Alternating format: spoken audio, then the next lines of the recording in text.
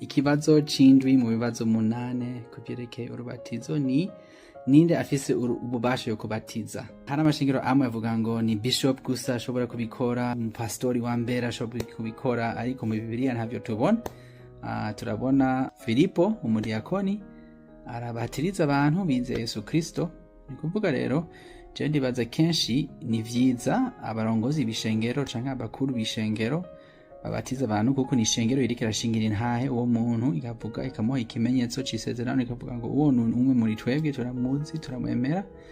Rero si bibi abarongozi kubatiriza abantu canke abakuru b'ishengero, ariko si ngombwa habe umuntu kanaka, umuntu arongora abandi mu ishengero kubikora ni sawa, canke abantu batandukanye muri abo bakuru mu ishengero kubatiriza abantu ni sawa, nta ngorane. Si ngombwa turindira umuntu kanaka afise ububasha kanaka kubatiriza, oya sivyo tubona mu Bibiliya.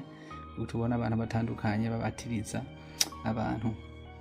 Kandi na Paulo mu cete ca mbere c'Abikorinto igice ca mbere ku murongo wa 13 gushika ku murongo wa 17 aravuga ngo jewe ndashimira Imana ko sinabatiriza abantu, kuko avuze ngo jewe sinahamagawe kubatiza abantu, nahamagawe kuvuga ubutumwa bwiza.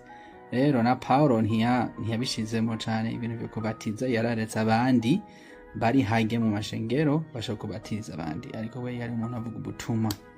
Rero Paulo ntiyagiye hirya no hino ariko arabatiriza abantu nk'umuntu akomeye, oya si ngombwa ibe umuntu mu karere, oya sivyo.